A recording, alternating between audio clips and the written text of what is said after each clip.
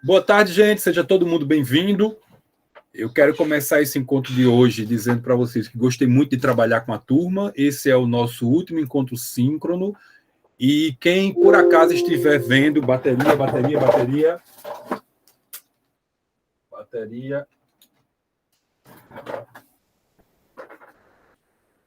Não?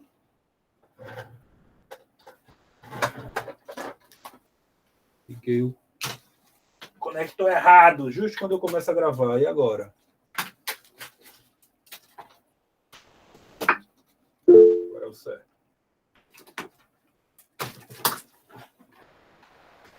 Ok, pronto, voltou.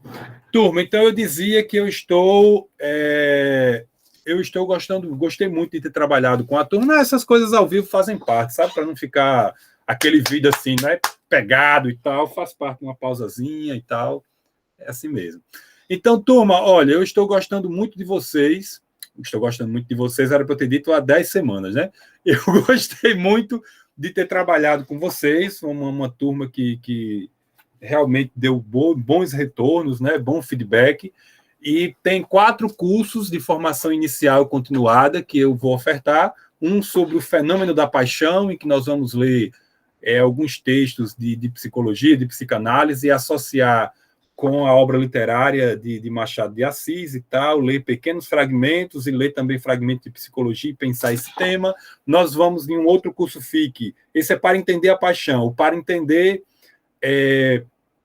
as artes, nós vamos conversar em torno de obras de pinturas, em torno de fragmentos de obras literárias, como, por exemplo, poemas de Gregório de Matos, trechos de O Curtiço, trechos de Memórias Póstumas de Brás Cubas, trechos de Parque Industrial, para pensar esse tema na história do Brasil, da questão de políticas públicas, a questão da presença de doenças e tal, para conhecer uma visão geral da literatura, da história do Brasil e da história da literatura, pensando esse tema que está marcando aí nosso presente, né, a nossa contemporaneidade. Esse é para entender as artes.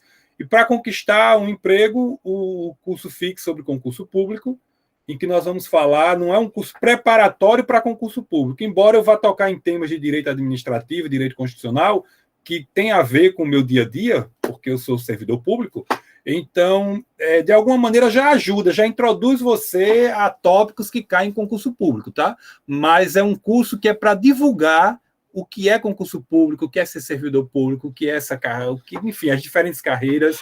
Eu trabalhei um tempo com redação para concurso público, que me deu uma vivência que me permite falar sobre concurso público para vocês, tá?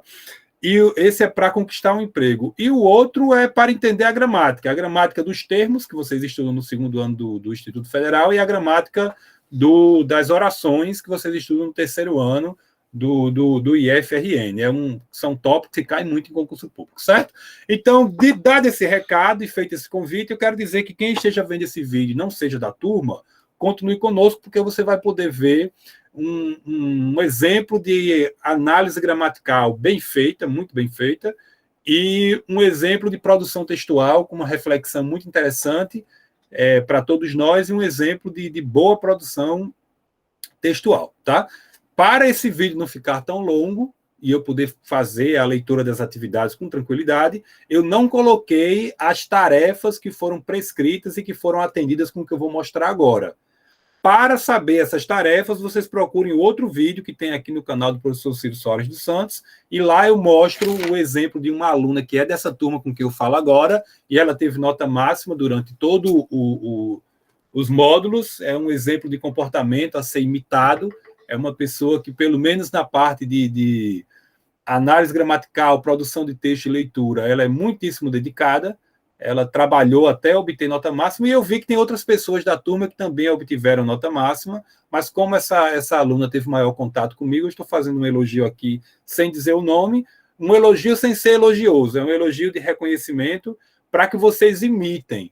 É muito comum, quando a gente não tem uma história de estudo na família, quando a gente não tem, assim, pais, mães, tios, próximos, primos, que fizeram mestrado, que fizeram doutorado, que lutaram muito para entrar no instituto, ou que lutaram muito para entrar numa universidade e aí depois passaram no concurso. Quando a gente não tem isso na família, e o nosso país é tão atrasado que a maioria das famílias, essas gerações dos últimos 20 anos, é que tem tido o primeiro formado, o primeiro a fazer mestrado, doutorado. Na minha família, por exemplo, ninguém dos meus tios fizeram faculdade. Da minha geração, só uma pessoa não fez faculdade, e não fez faculdade porque não quis. Fez um curso técnico, seguiu carreira técnica, se especializou, vive muito bem, ainda não fez, que eu saiba, pelo menos, uma faculdade. Tem vontade de fazer uma engenharia, mas não fez ainda. Todos nós outros primos, todos nós outros... teve um que também não fez, porque nunca se interessou por nada, nunca quis nada com nada com nada. Esse também não fez faculdade. Mas todos os outros fizeram. E eu sou o primeiro que fiz mestrado e doutorado. Então, quando a gente não tem, a maioria das famílias não tem, o que é comum está no entorno da gente? Quem me diz aí? O que é mais comum sobre estudo? O que vocês diriam no chat? É ouvir coisas do tipo, para que estudar tanto? Vai ficar doido, né? Geralmente, sei lá, antes dos 20, há uma tendência ao mais respeitado ser aquele sem camisa, bombadão, que faz foto não sei como e tal. Não é aquela pessoa que se dedica a estudar, não é aquela pessoa que se concentra, aquela pessoa que tem uma visão de futuro, que escolhe uma carreira. Geralmente é a mais metidona, né, e tal, sendo que essa mais metidona e esse mais metidão depois vão ser, na melhor hipótese, empregados ou subordinados daquele que é concentrado, daquele que estuda, daquele que se dedica, né? Então, eu estou elogiando de público no sentido de reconhecer a postura dessa moça, porque é para ser imitada por vocês. Identifiquem-se com aqueles que têm uma projeção de sucesso para o futuro. Como professor, o meu discurso de educador tem de ser esse, entendeu? Agora, na nossa época, eu acho que se identifica mais com o que vai lá, aí tem 1 milhão de views porque fez um dançado assim, né? Eu ouvi uma história de um rapaz que deu um selinho em outro e o vídeo viralizou. Aí o rapaz, ele se dizia que não era gay, sei lá qual é o nome que se dá hoje em dia. Ele dizia que não, eu gosto de namorar menina. Aí viralizou, aí ele se sentiu pressionado e se matou. Vocês ouviram essa história? Estou reagindo ao chat aí que vocês falaram. Diga aí, o camarada quis aparecer... Quando apareceu, não aguentou a pressão de ter aparecido. Então, pela caridade, joguem fora isso, deletem essas coisas, a não ser que vocês sejam espertos e façam disso um meio de vocês ganharem dinheiro criativamente e investirem em vocês para vocês crescerem, né? Não pensem que quem faz coisas de idiota na internet necessariamente é idiota. Ele pode ser muito esperto e estar fazendo coisas de idiota para ganhar atenção, e ele é muito esperto, trabalha com a idiotice como um produto a ser oferecido, tá? Então, o que eu quero dizer é que vocês imitem o comportamento dessa moça. Ela mostrou o texto, mostrou de novo, mostrou a análise, mostrou de novo, e toda vez que eu dizia uma coisa, ela tentava colocar em prática. É assim que se aprende, é assim que vocês têm de levar esse restinho de ensino médio. Já acabou o 2º ano, é tudo rápido. A vida é rápido, tudo é rápido, tá? Esse rapaz que fez a tarefa, o rapaz que fez as tarefas que eu vou mostrar agora, ele tem a mesma postura dessa moça. Ela é de outra turma, então eu estou incentivando vocês a verem outro vídeo que eu li com a outra turma, as atividades dessa moça. Então, eu vou mostrar agora as atividades aqui de um rapaz, que é um rapaz mesmo. Cadê? Não deu certo? Compartilhar. Não deu certo. Vocês ouviram falar dessa história? Eu fiquei abismado. Alguém do meu convívio me contou. Travou tudo. Vocês estão me ouvindo ainda, turma?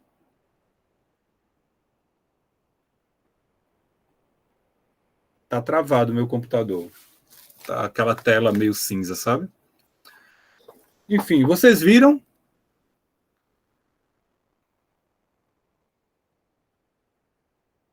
Não está transmitindo o quê? A tela?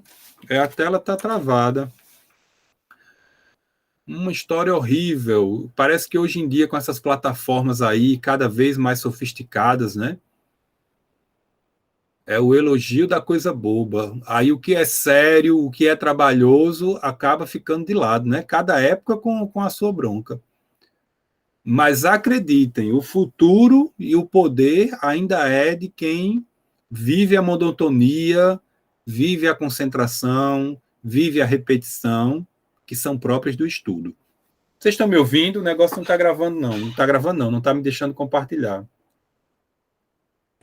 Tô ouvindo, tô ouvindo. Não sei o que eu faço. Travou aqui, está processando assim e está a tela cinza.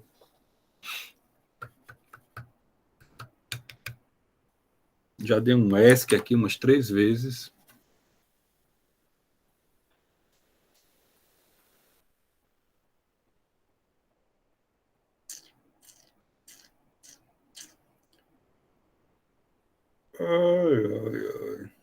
Então, deixa eu comentar para quando por acaso isso aqui parar, eu já ter voltar.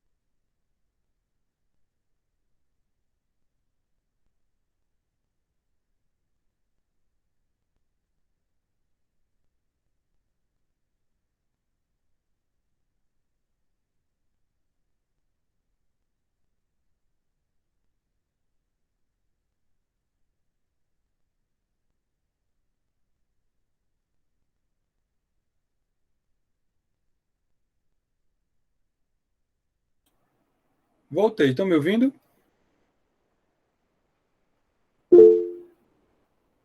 Ok, então vai ficar um vídeo mais curto. Vamos direto para ler a atividade, certo? Vamos lá. Novamente. Ele não parou de gravar. O que eu faço? Vou continuar gravando. Deixa eu ver como é que fica.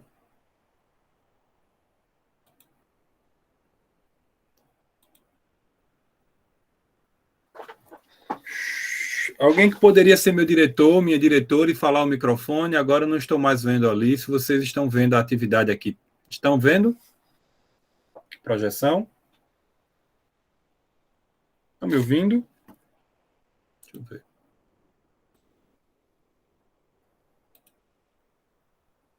Lucinha, você poderia ser o meu diretor?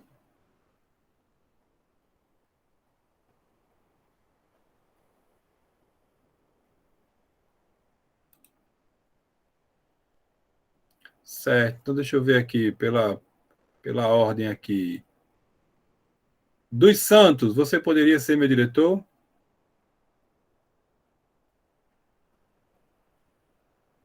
Pereira Ribeiro.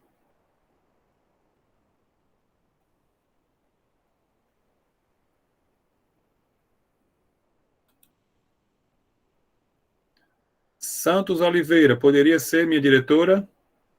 Sim, sim. Pronto, valeu então.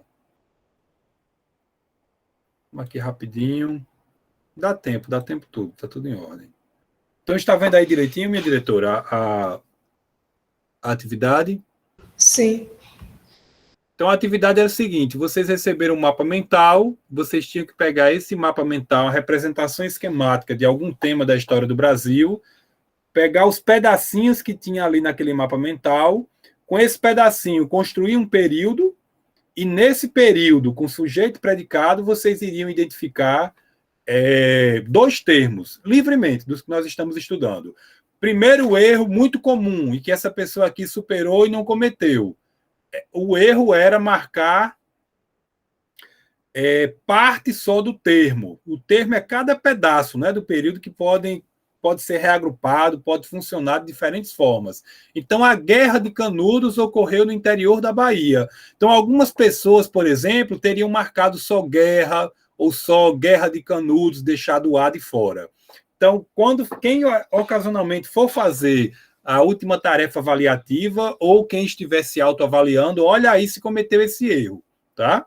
Então, deixar de marcar o termo todo. O termo é cada parte do período que a gente pode analisar e que se relaciona com outras partes, tá? Então, a Guerra de Canudos, corretamente, é a parte sobre a qual eu falo alguma coisa usando um verbo, é o nosso sujeito, certo? Está aqui. Ocorreu o verbo, né? No interior da Bahia. Então, esse no interior da Bahia é o onde do verbo, da circunstância de lugar. Então, eu tenho aqui realmente um adjunto adverbial. Vocês estão sendo sempre incentivados, orientados a estudar todos os adjuntos adverbiais, vendo um vídeo no YouTube, um material, um livro didático, onde vocês entenderem que é mais confortável para vocês olhar. E um dos nossos materiais eu coloquei lá a lista dos adjuntos adverbiais. Então, outro erro comum que vocês precisam ficar atentos para evitar cometer. Olhe, por exemplo, aí, minha diretora, o que ocorre, ocorre. O verbo ocorrer não exige um complemento para a sua gramática ficar completa. Olha, a Guerra de Canudos ocorreu, pronto. Gramaticalmente está tranquilo. As circunstâncias de um verbo, como se dá, onde se dá, em que tempo se dá a ação do verbo, vocês não vão chamar isso pelo modelo gramatical de objeto do verbo, de complemento verbal. Foi muito comum. Olha aqui, olha. Os revoltosos possuíam leis próprias. Então, veja, o que ocorre, ocorre. Mas quem possui, possui algo. As leis próprias integram aqui o sentido de possuir. Entenderam? Então, o verbo ocorrer, ele é intransitivo. Ele não exige uma complementação. A festa ocorreu, o estudo ocorreu, a aprovação ocorreu. Quando, onde, como, com quem, isso tudo aí é termo facultativo, é termo acessório, como a gramática chama. Ok? São as circunstâncias, é o caso de adjuntos adverbiais. Então, aqui o colega lá de vocês, do outro curso, analisou corretamente. Os revoltosos é o sujeito, eles que possuíam aqui, e o que eles possuíam é o complemento do verbo, certo? Ok? Aqui, olhe. realmente o sujeito aqui é a revolta da vacina, esse sujeito se relaciona diretamente com o verbo aqui, a forma verbal foi, um movimento popular. Popular aqui realmente é um adjetivo, não é? É uma palavra que caracteriza o substantivo movimentos. Eu estou com esse palavreado gramatical todo, porque essa aqui é a nossa 20ª aula, e desde a primeira aula que eu uso essa terminologia, e nós estamos estudando isso aqui há 20 aulas, certo? Então, realmente, a parte do período que acrescentam informação em relação ao nome, dando uma característica, especificando um nome, é um adjunto adnominal. É assim que a gramática chama. Outro erro que você olha aí para a sua tarefa e pensa se você cometeu. Vocês receberam a tarefa para analisar 2 termos de cada período que vocês construíssem. Aí teve gente que marcou substantivo e colocou substantivo. Teve gente que marcou artigo, por exemplo, aqui, artigo 1, e colocou artigo. Artigo, substantivo, adjetivo não são termos. São classes de palavras. Existem 10 classes de palavras. Substantivo, adjetivo, artigo, numeral, verbo, conjunção, interjeição, preposição. As 10 classes de palavra, verbo, advérbios, as 10 classes de palavras, quando você as usa, você pode, com cada uma delas, exercer diferentes funções. O que eu gostaria que vocês já fossem capazes, depois de 20 aulas, de perceber? Que o artigo 1 e o adjetivo popular, todos dois exercem a mesma função, a função de adjunto adnominal. Minha diretora consegue captar isso? Diga sim. Sim. Ok? A palavra indefine movimento, não é o definido, é indefinido, ou um movimento. A palavra popular caracteriza o movimento. Todas 2 palavras, que é um artigo e popular, que é um adjetivo, funcionam como adjuntos adnominais da palavra movimento. É isso que eu quero que vocês sejam capazes já de perceber. E quem ainda não, repete, tem as férias aí. Todo dia estuda 8 horas de gramática. E quando terminar as férias, vocês aprenderam isso, para quem não aprendeu ainda. Aí, avançando, olha. A lei da vacinação obrigatória, isso era o mapa mental dele, era sobre as revoltas durante o período da República Oligárquica. Então, mesmo você, por acaso, não tendo ainda uma visão crítica da história do Brasil, saber quem foi que criou essa expressão república oligárquica, saber o que isso significa, o governo de poucos, né? A panelinha ali, com os camaradas que tinham suas próprias milícias, chamados coronéis, né? Que tinham voto de cabresto e tal. Pronto, você não tem uma visão mais detalhada, uma visão mais acentuada da história do Brasil quanto a esse tópico, mas pelo menos vocês estão tendo notícia de que durante a tal da República Oligárquica ocorreu uma coisa chamada revolta da vacina, ocorreu a Guerra de Canudos e teve aí essa questão da lei da vacinação obrigatória. Então aqui quem fez esse período analisou a lei da vacinação obrigatória como sujeito que pratica a ação de revoltar, não é praticação aí entre aspas, tá? É um sujeito ativo. E a população seria o complemento verbal, é o que foi revoltado. Eu concordei com essa análise, né? Você aí revoltou quem? Revoltou o quê, né? O verbo revoltar aí exigiu esse complemento, certo? Aqui a pessoa fez aquilo que a gente já sabe, olha, marcou o A como sendo uma palavra que determina a revolta. Então, não é qualquer revolta, é a revolta da chibata, né?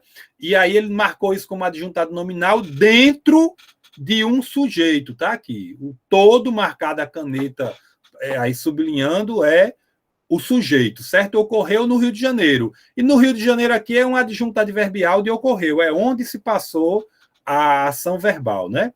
Sujeito, os marinheiros, veja que marcou todo, os marinheiros, é o sujeito, eram castigados. Aqui ele entendeu que isso era uma caracterização do sujeito e eu tive de concordar com essa análise, certo? Uma característica desses marinheiros aqui eram serem castigados, tá? Eles recebiam chibatadas e tal, a marinha tratava assim as pessoas.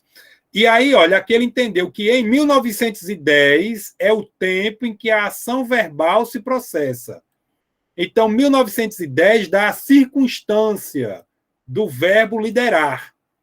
Entendeu? Então, em 1910, João Cândido é o sujeito que pratica a ação de liderar. E quem lidera, lidera algo. A revolta da chibata integra o sentido do verbo liderar. Então, ele marcou e analisou corretamente aí. Um adjunto adverbial completo e um complemento verbal também completo. Ok, minha diretora? Tem alguma pergunta no chat aí? Tem? Não, até agora perguntas não. É o primeiro vacilo, não marcar o termo todo, marcar só um pedaço. Outro vacilo, delimitar um trecho e classificar como uma classe de palavra. Não, as classes de palavras são outro tipo de análise. Estamos analisando aqui a relação entre as palavras. Então, não entra chamar de substantivo, adjetivo ou artigo. A terminologia, a análise é essa que eu estou mostrando aí para vocês. E um último vacilo que poucos cometeram foi fazer o seguinte, foi total desatenção à aula, ao curso, ao que eu expliquei, etc. Foi chegar até o mapa mental, pegar um pedacinho do mapa mental e analisar aquilo ali. Não, quem fez assim tirou 0.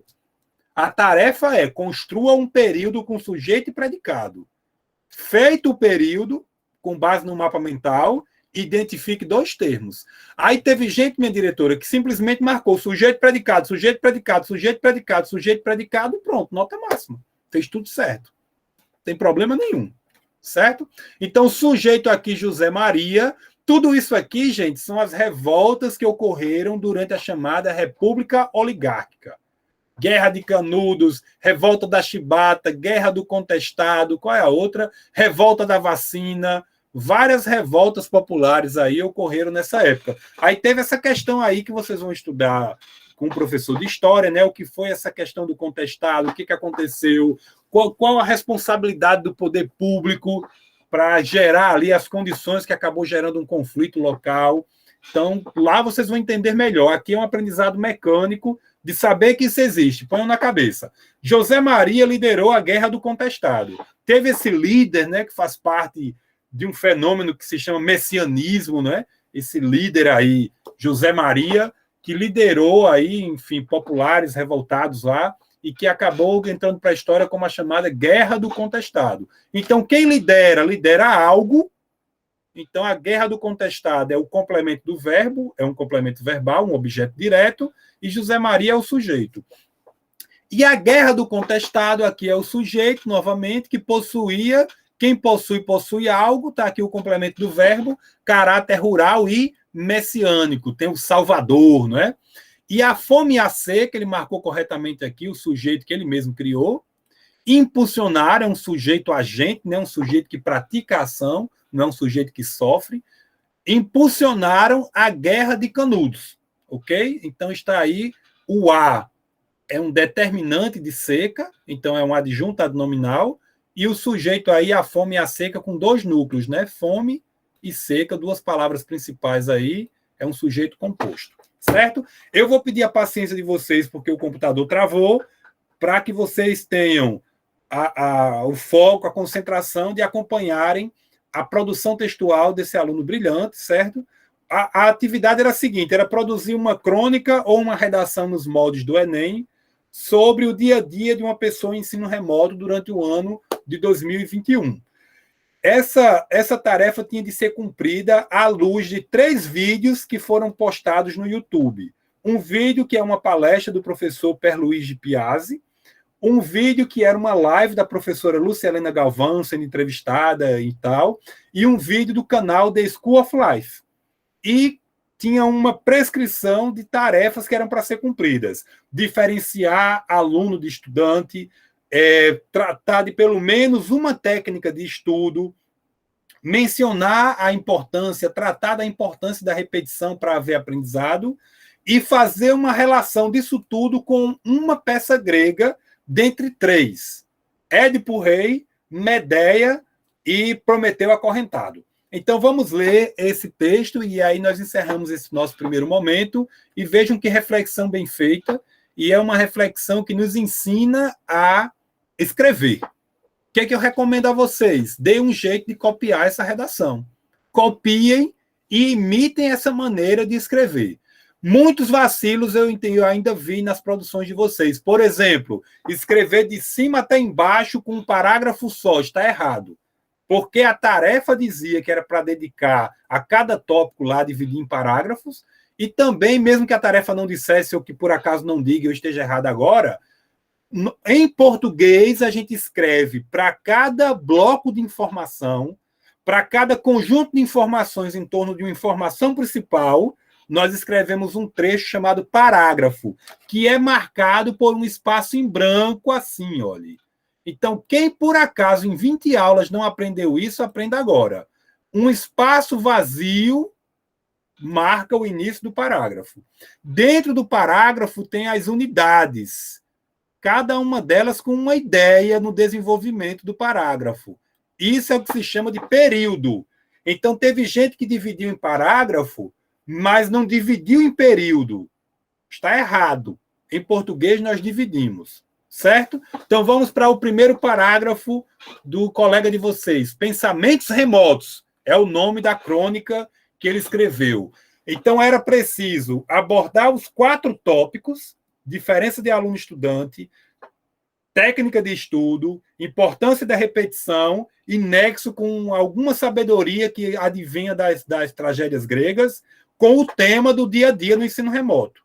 E essa pessoa deu conta muito bem disso tudo, tá? O fim da noite chegou.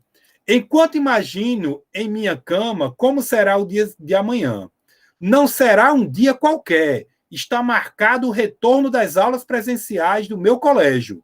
Para muitos colegas, isso é uma péssima notícia, já que não teremos mais as vantagens trazidas pelo ensino remoto. Então, argumentar é fazer exatamente o que essa pessoa fez e vocês têm que imitar isso. Para muitos é péssimo, já que tem tal justificativa. Ao contrário deles, vão imitando isso quando vocês forem escrever. Olha que bonito. Ao contrário deles, estou muito feliz por ter a oportunidade de retornar à minha rotina antiga.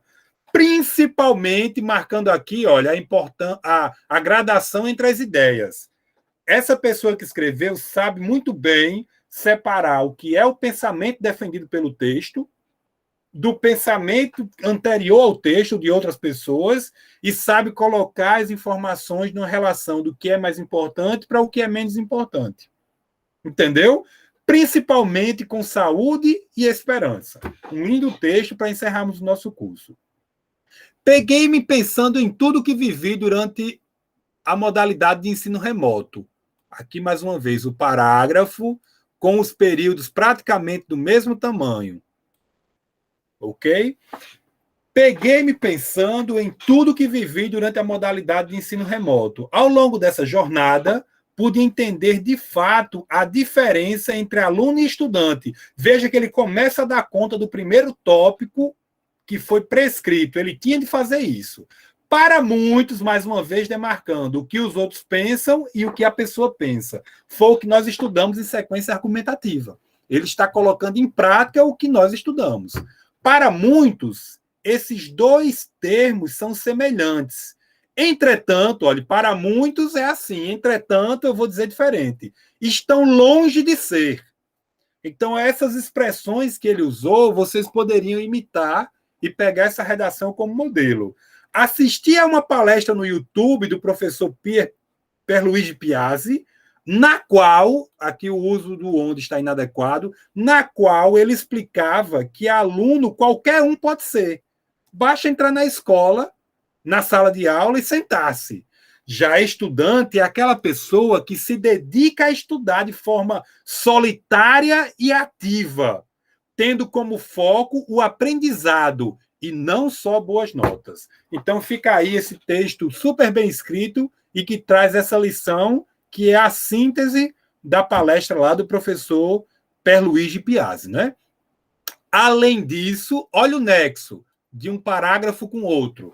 Façam sempre isso, porque é comum ter um critério de uma redação dizendo que a pessoa ganha X pontos se fizer o nexo de um parágrafo com outro. Além disso, espero conseguir pôr em prática as técnicas de estudo que aprendi durante a pandemia. Vocês estão vendo que a pessoa traz o atendimento de cada requisito que foi feito, cite a diferença entre aluno e estudante, cite técnica de estudo, defina, mostre uma pelo menos. Agora, sempre lembrando do tema. O tema, o dia a dia de uma pessoa em situação de ensino remoto. Olhe seu texto, releia seu texto e veja se você fez assim. E nada mais o professor Ciro está fazendo do que imitando o que é a construção de um texto, tanto na vida prática cotidiana, para sempre sem fim amém de vocês, quanto em situação de prova. Em situação de prova, o que vocês têm de fazer é exatamente isso: abordar um tema e dar conta de subtemas relacionados com o tema. Esses subtemas podem ser prescritos pela prova ou pode ser estabelecido por você na hora da prova. Minha diretora está me ouvindo, entendeu isso que eu falei? Sim, sim, compreendi. A minha diretora é uma pessoa que eu quero ouvir a história de que aos 22 anos entrou na carreira que desejou. Se for de um concurso público, passou aos 22. Entendeu, gente? Tem alguma pergunta sobre isso que eu falei agora, minha diretora? Quer que eu repita? Eu vou dizer de novo. Para sempre, sem fim, amém. Todo texto que vocês forem produzir, vocês vão imitar o que esse rapaz fez. E eu estou comentando uma coisa em específico agora. Ou você vai atender ao tema e estabelecer os tópicos que você vai desenvolver, é o que a redação do Enem diz: escolha e desenvolva argumentos coerentes. Ou você vai escolher aquilo sobre o que você vai falar, dando conta do tema, ou a prova já vai trazer e você só vai relacionar o que você vai dizer com o tema. Ok? Então, além disso, consegui pôr em prática as técnicas de estudo que aprendi durante a pandemia, que me ajudaram na adaptação ao ensino remoto. Começa outro período. Um vídeo que recomendo, olha aí, ele se apropriando do vídeo, ficou muito criativo. Um vídeo que recomendo é o de Gerson Aragão com a professora filósofa Lúcia Helena Galvão, que trata sobre técnica de estudo com embasamento filosófico presente no YouTube. Através dele, pude adquirir conhecimento de técnicas como os resumos, a escolha de um lugar adequado para estudar e a noção de que certas coisas servem não só para o estudo, mas também para a nossa vida. Vamos para o final do texto. Por fim, olha aí, marcando o cumprimento das 3 tarefas, né? Gostaria de compartilhar a minha experiência com o método da repetição. Começa outro período depois do período inicial do parágrafo.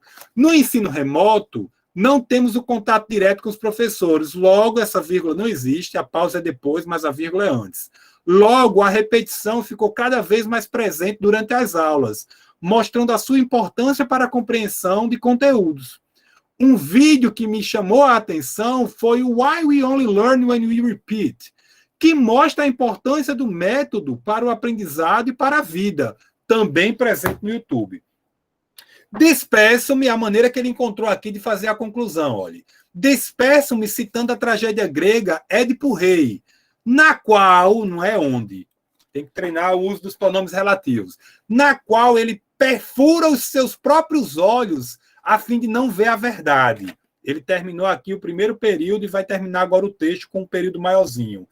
Ao contrário de Édipo, olha que bem feito, aprendi que devemos ser capazes de encarar as verdades e os desafios que nos cercam, com o intuito de seguir em frente, apesar das dificuldades. O que eu senti falta aqui no final foi um link com o título lá em cima. Como é que ele chamou?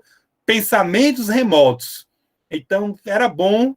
Poderia ser uma tarefa para vocês. Copiem o texto e façam um último período aqui em que você reinterprete o título. Então, esses pensamentos remotos têm de ser, na ótica desse rapaz aqui, positivos. Encararmos as dificuldades da vida com mais coragem do que Édipo teve na hora que tudo se apresentou diante dele. Ele não aguentou ver a morte da mãe esposa, saber que tinha casado com a própria mãe e que a cidade toda caiu em desgraça, né? Era muito bom que os nossos políticos, que acabaram sendo a causa de tantas desgraças ao longo da nossa história, uma hora dessa caísse a ficha nele, eles metessem uns punhal nos olhos e cegassem, igual Édipo fez, né? Mas Édipo tinha honra, o que falta a muitos camaradas aí que não têm a dignidade de sequer, depois de enricar, sair da política e deixar a vida da gente progredir. Então, pessoal, com isso, eu mostrei para vocês o que foi uma análise gramatical bem feita, o que foi uma produção textual feita de modo excelente. E igualzinho a nossa colega de turma, que eu elogio de público e reconheço a maturidade dela e a dedicação, essa pessoa também fez e refez o texto até que ele chegou a esse ponto. E vocês viram que ainda com imperfeições eu poderia fazer outras observações para melhorá-lo, tá? Mas ficou um texto já bastante maduro, vou dizer assim, certo? Então eu vou interromper nossa gravação, nós vamos ter nosso intervalo, marquem aí 15 minutos, e aí nós vamos voltar com o fechamento, com a revisão, e eu vou ler um texto muito bonito da professora Lila Schwartz e da professora Heloísa Starling sobre o que é ser brasileiro, tá? E vocês podem usar isso que eu vou ler aqui para milhões de possibilidades de tema, de redação que vocês vão fazer na vida, tá? Então, marque aí 15 minutos. Valeu.